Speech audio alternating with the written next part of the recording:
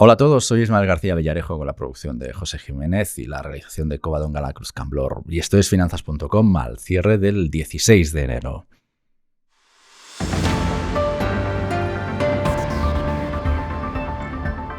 Inversores, muy bienvenidos. Josep y yo os estábamos esperando. Josep, ¿cómo estás? Feliz año nuevo, que no nos habíamos conectado todavía.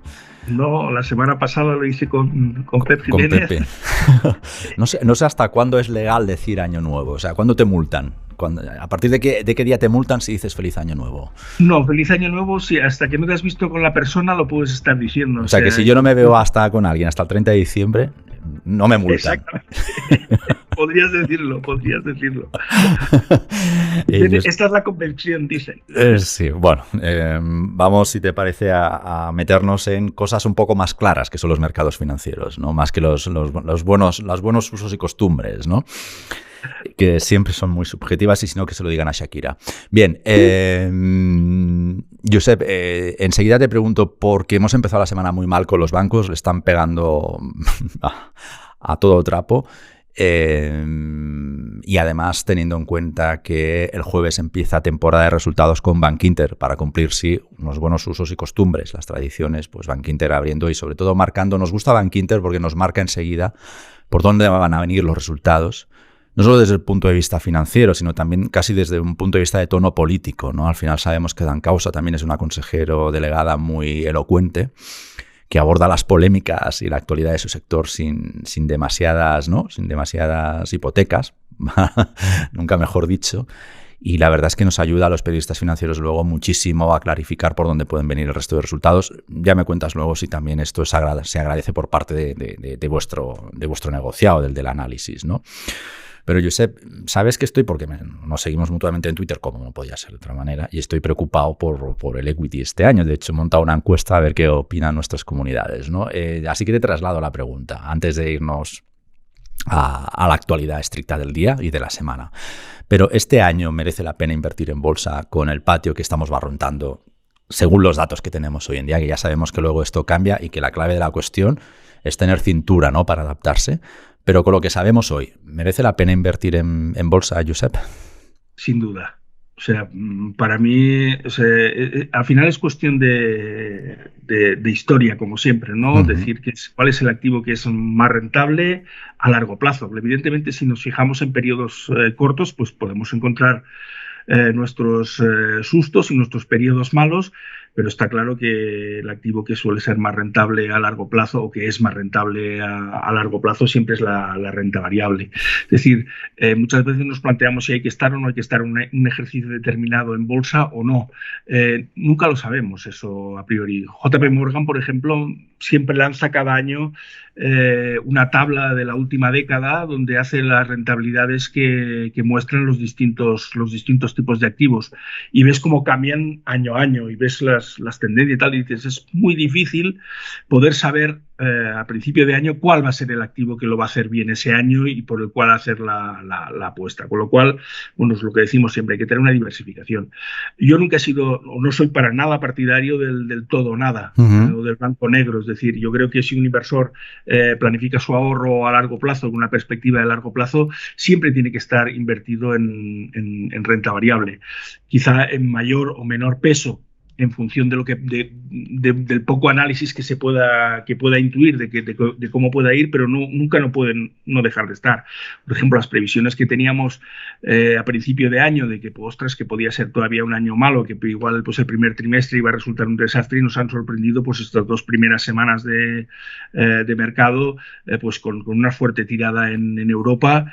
Que dices, bueno, pues para un inversor conservador, si hubiera estado su cartera en renta variable europea al 100%, ¿vale? Cosa que no es lo recomendable, pues igual ya estaría ganando un 8. Y comentabas tú, pues bueno, pues si ahora lo pones en letras al 3, para lo que queda de año, pues sacas un 11.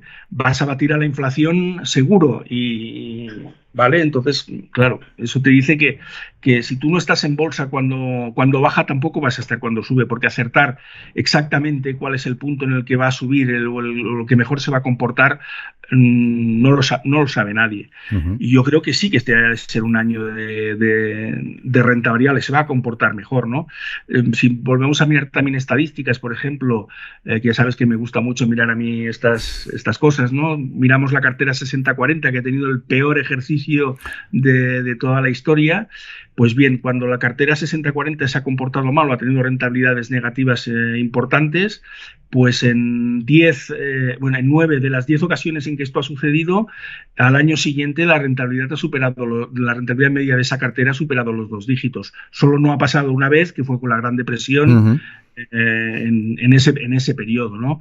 Con lo cual yo te diría que sí, que es un año que hay que estar en renta variable, y lo que sí que nos ha abierto pues, las oportunidades, que ya lo comentábamos el ejercicio pasado, que había que estar también en renta fija. Claro, pero por eso te quería preguntar, entiendo que la renta fija tiene interés este año después del desastre del año pasado, es decir, que primera lectura positiva del año, que en esto coincidís tanto los analistas que pasasteis por el podcast la semana pasada como lo que nos has contado tú tradicionalmente desde noviembre, ¿no? O sea que eso ha tocado suelo de alguna manera, por tanto no sé si también estamos viendo el techo de los tipos de interés como consecuencia de eso, del suelo de la renta fija en su grueso. Y quizá que no es necesario bajar tanto la estructura de riesgo, es decir, como para encontrar buenos productos.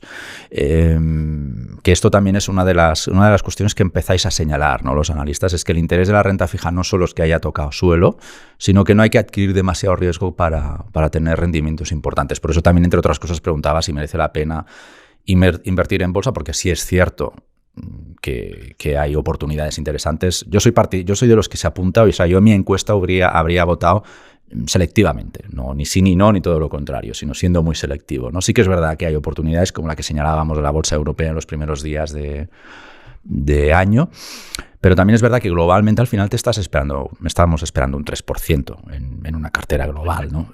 Entonces, bueno, por eso te preguntaba al inicio si merece la pena, como dijo, ¿cómo era aquello? Como si para estos viajes hacen falta estas alforjas. Dicho yo bien. Soy un poco más positivo, también te lo digo. Yo en el número de esta semana verás que al final hacer las previsiones que hacemos siempre desde principio de año, a ver cómo quedará a final de año, y dices, bueno, al final es una mera anécdota el que aciertes o no, o el que se haya dado la cifra que tú hayas podido dar, ¿no? El tema es cómo te has ido adaptando al camino que se ha producido para llegar a esas cifras o esos escenarios que manejas. La ventaja que tenemos muchas veces los que utilizamos el análisis técnico es que podemos cambiarnos el sombrero de forma muy rápida, porque nos marcamos nuestros niveles y nuestras estrategias. Un poco esto es así. En estos momentos pues soy positivo porque tengo, o sea, desde la perspectiva técnica, tanto los mercados europeos como pues están en tendencia alcista. Es verdad que en Estados Unidos todavía no se ha dado, pero es que a poco que se apunten, yo creo que todo esto va a sumar. Si luego además miramos, por ejemplo, que estamos también, por otras pautas que sabes que también que nuestros suscriptores reciben pues muchas veces, que las analizamos, pues estamos en el tercer año del ciclo presidencial americano. Es el más alcista, para el que ofrece mayor rentabilidad de los 4 años que dura un mandato presidencial. ¿Por qué? Porque ya empiezan a prever las elecciones del siguiente año, con lo cual todas las medidas económicas que toman para apoyar a los mercados se ciñen ahí. Todo eso, en teoría, el caldo de cultivo está. Ahora, cisnes negros, pues que podamos haber un incremento peor de un desenlace que sea muy malo en el conflicto de Ucrania, que se abra otra tensión geopolítica pues que pueda darse pues en Oriente Próximo o en China con el tema de Taiwán. Claro, todas estas cosas evidentemente pues nos pueden afectar y dar al traste pues con cualquier proyección que puedas tener, ¿no? Ahora que comentas esto, Josep, en la 13ª, no recuerdo si fue la 13ª o la 14ª votación a presidente del Congreso de los Estados Unidos, me acordé de ti. Porque digo, ya verás tú como el tercer año de la legislatura esto lo fastidia, porque menudos arranques. Últimamente Estados Unidos nos está dando unos arranques de año gloriosos, en serio pero bueno, parece que al final en Wall Street lo tienen todo como muy, muy descontado, ¿no? Es decir, no, bueno, lo asumen con cierta normalidad. Al final dice, aprobar lo que sea que nos vaya bien a nosotros y dejaros de tonterías, ¿no? Los lobbies deben estar haciendo sus presiones por ahí. De todas maneras, me quedo con la idea que yo creo que también es interesante para nuestra audiencia por dar inputs interesantes, ¿no? Claves interesantes de nuestra conversación. O sea, ¿tú crees que la 60-40 este año merece la pena después de haberla haberla prácticamente arrastrado por el barro, ¿no? Durante el año pasado? Efectivamente, ha sido su peor registro histórico, ¿eh? Bueno, es que tenemos que pensar que es que la renta variable, todas las categorías de activos en los que podemos buscar la renta variable, hemos tenido rentabilidades que van desde el -22 al -11% en el año. O sea, no se había visto. Realmente no se había visto, y de ahí que este ejercicio ha sido un ejercicio muy complicado para cualquier inversor conservador. El que está en bolsa pues ya puede asumir bajadas de un 20% tranquilamente en su cartera y está acostumbrado, pero para un inversor de renta fija, eso no lo había visto, y explícaselo, oiga, pero ¿cómo puede ser eso? ¿No? Y digo, pues mire, pues alguna vez tenía que pasar, y ha tocado en este año. También es verdad que nunca hemos visto una subida de tipos tan agresiva en tan poco tiempo. En tan poco tiempo, ¿no? Yo creo que ahí es una de las claves, y que esto también pueda estar provocándose pues que quizás empiecen a pasar de frenada, y estando viendo cómo se está comportando pues el tema de la inflación, y se pueda prever que la tan temida recesión, que probablemente hemos estado en recesión más que técnica, porque el mercado lo sabemos siempre esto a posteriori, las cifras o el instituto que marca si se estaba en recesión o no, pues lo dice más tarde de lo que es. Quizá pues el impacto económico no vaya a ser tan grande, y nos permita todo esto, pues todo ese pesimismo que también muchas veces los medios pues se acrecientan con según qué publicaciones generalistas que hablan de apocalipsis y cosas así, que luego eso no se da, pues puede que no sea ese sentimiento no esté tan afectado, y realmente pues podamos salir mejor de la situación, ¿no? Josep, si te parece, vamos a analizar un poquito el frame de actualidad que tenemos esta semana pendiente. Hoy hemos arrancado la semana sin referencias en Estados Unidos, hoy es festivo. Pero hemos visto que los bancos le han pegado, sobre todo en la primera mitad de la sesión, a los bancos españoles, quiero decir, lo que no está escrito, así, no es que haya sido una cosa muy grave, pero me ha llamado la atención, y no creo que sea porque ha dimitido la ministra de Defensa en Alemania. No sé qué está pasando, qué están descontando los inversores por los bancos españoles. No sé si es que los primeros datos de Estados Unidos, de los bancos americanos que hayan empezado a presentar resultados, lo hicieron el viernes, pues no han acabado de gustar o hacen temer cosas, hacen dudas. A generar dudas. Y en perspectiva Bankinter, no sé si es que lo primero que sabemos de Bankinter, que por cierto Finanzas.com dará mañana sus proyecciones sobre Bankinter, no sé si lo que empezamos a conocer de Bankinter pues también, bueno, pues está ya descontado o no gusta excesivamente demasiado. Teniendo en cuenta que además Bankinter venía de un ejercicio con plusvalías que este año evidentemente no van a quedar firmadas ahí. Pero Josep, cuéntanos un poquitín cómo ves, qué ha pasado hoy con los bancos, por tanto, qué ha pasado hoy con el IBEX, o sea, esa explicación es la misma. ¿Y qué podemos esperar de los bancos la próxima semana, esta semana, quiero decir, y qué podemos esperar, por tanto, del IBEX? Que la respuesta será la misma, evidentemente. Sí, por la bancarización que tenemos, ¿no? que comentábamos a micrófono cerrado. Bueno, es verdad que los bancos han tenido ya un inicio de año muy importante. O sea, que se han aprovechado, han sido también los que han permitido lanzar este IBEX. Están llegando también a zonas que pueden ser resistencias, con lo cual, bueno, pues cualquier sombra de duda, cualquier síntoma de que, bueno, a ver si los resultados no son, o que pueda ser, pues un inversor diga, pues bueno, pues podemos tomar ya, en este caso sí que sería verdad que se pueden tomar beneficios, ¿no? Porque hemos tenido subidas que son más que importantes en un margen muy corto de tiempo, ¿no? De hecho, pues los suscriptores que reciben ideas de inversión veían que pues nos habíamos centrado en varios bancos españoles justo antes de finalizar los primeros días del ejercicio, y realmente pues han podido tomar ahí oportunidades, ¿no? Yo creo que bueno, puede ser necesaria una consolidación más allá de la perspectiva de ver pues cómo salen esos resultados, y bueno, como el Banco Central Europeo va a seguir, yo entiendo que con la política de momento sin cambios de mayores subidas, a pesar de que las inflaciones a ver cómo se comportan, porque ya hemos tenido el susto con la inflación subyacente de España, que sí que, pues que es sorprendido por lo alta que ha sido. Veremos si sigue con esa marcha, y ese, en teoría, el escenario es positivo para los bancos a medio plazo, que pueden necesitar un respiro, pues como el que se han podido tomar hoy, sin mayores referencias en Estados Unidos, y para decir, bueno, pues veremos a ver cómo vienen las cuentas. Pues bueno, también es dentro de lo previsible, ¿no? Josep, ¿en qué te vas a fijar tú a partir del jueves en los bancos, con los resultados que nos vayan presentando? Bueno, sobre todo a ver cómo se va a manejar la temida tasa de morosidad. Uh-huh. ¿Vale? A ver cómo realmente es ahí donde les puede afectar. Estamos viendo también un aspecto que no tendría que pasar. Las subidas que están pegando con las comisiones. Sí.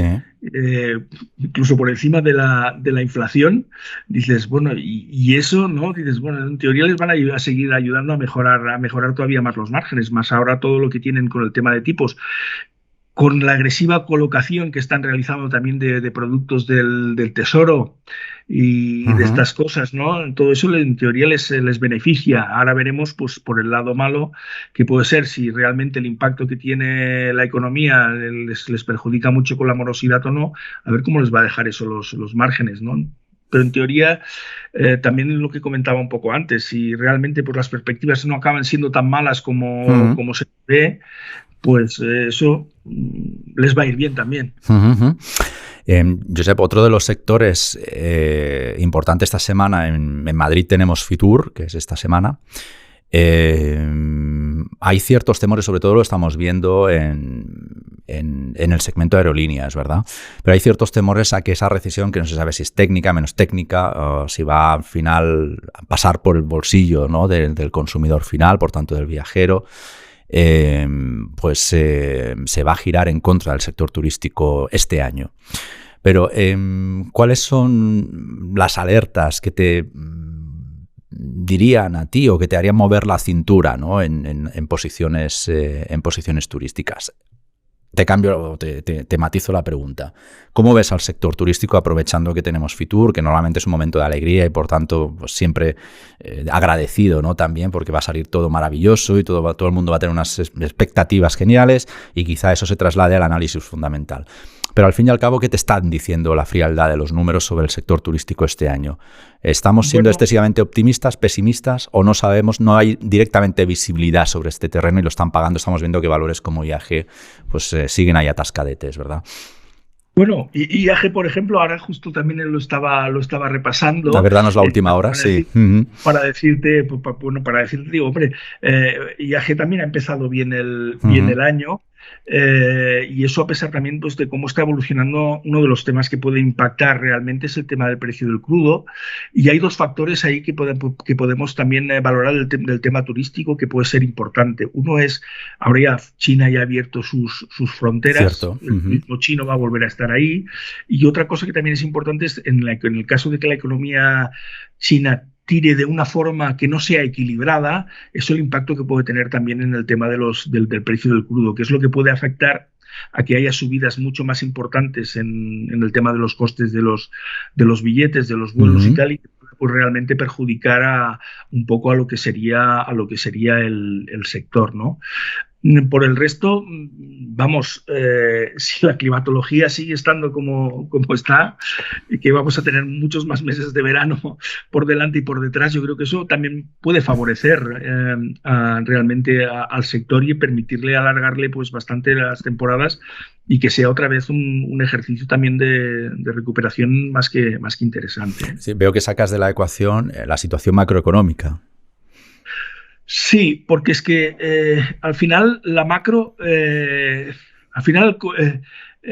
tema del consumidor, dice, sí, lo miramos desde el punto de vista macro, pero la gente intenta decir, oye, si me puedo ir de vacaciones, necesito irme de vacaciones, ¿no? Para romper, y probablemente igual sacrifico otras cosas que antes que las vacaciones.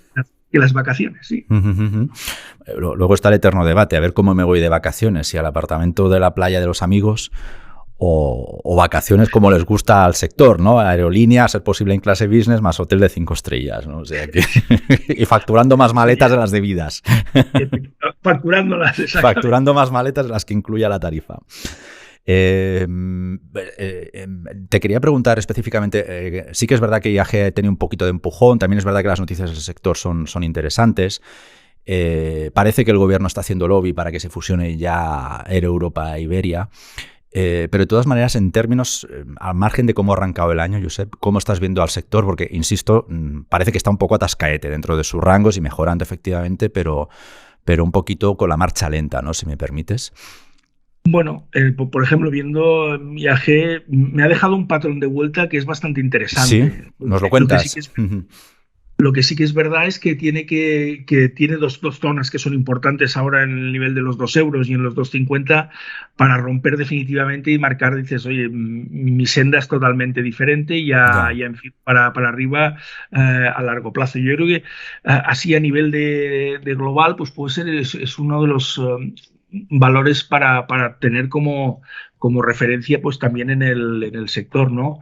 El otro que lo tenemos también para ver el que es Amadeus, y estamos viendo que también pues está intentando salir de esas directrices bajistas que tiene marcadas, y si consigue confirmar la ruptura desde la perspectiva técnica, cuando menos, pues estaríamos diciendo que tienen recorrido, o sea que ese medio optimismo que intentamos barajar o que intentamos aplicar, los precios nos lo estarían descontando, nos lo estarían mostrando. Otra cosa es que, bueno, lo que decimos, imponderables que puedan salir y que nos den al traste con ello, pero lo acabarán reflejando también los precios.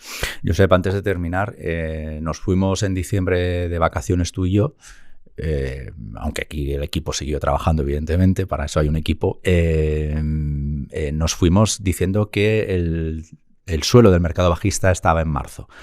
¿Hay algo que te haya hecho cambiar ese calendario en los primeros días del año? ¿Te acuerdas? Sí, acuérdate que mi escenario era que teníamos 2 opciones, o bien en octubre o bien en marzo. Que no pasó y nos fuimos a marzo directamente.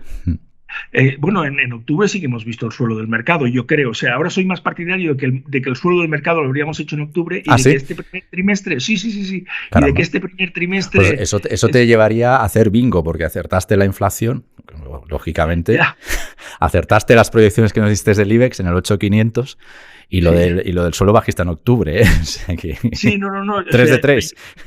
Bueno, manejaba eso, míralo, igual este año no doy ni una. O sea, veremos con las previsiones que sacamos esta semana. Esta semana nos cuentas cómo acaba el IBEX. ¿Qué deber?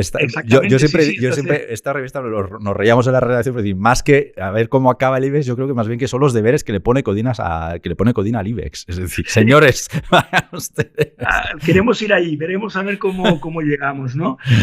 No, soy un poco más por esta reacción que ha tenido. Es decir, yo veo que por la situación de cómo se está comportando realmente todo el tema de la inflación, por cómo la Fed, yo creo que sí que va a frenar, cómo el Banco Central Europeo también lo va a estar viendo más así. Es verdad que ha ayudado, por ejemplo, una cosa que no la teníamos contemplada hasta ahora, y es la primera parte del invierno ha sido espectacularmente bondadosa con lo que ha sido la climatología, ¿no? Todos esos factores dices, no los puedes saber y lo sabes evidentemente a posteriori, pero yo creo que todos, una vez lo pones en el saco de cosas que pueden acabar perjudicando, y que era que lo manejábamos, o sea, teníamos realmente miedo a cómo se podía disparar los precios de la energía si el invierno era muy duro, y eso hacía prever que el primer trimestre puede ser realmente muy, muy, muy duro si se estropea sobre todo toda esta cuestión. Y esta cuestión ha evolucionado mucho más favorablemente, incluso que casi que el mejor de los escenarios que se manejaban, ¿no? Estamos viendo que las bajadas de inflación que hemos tenido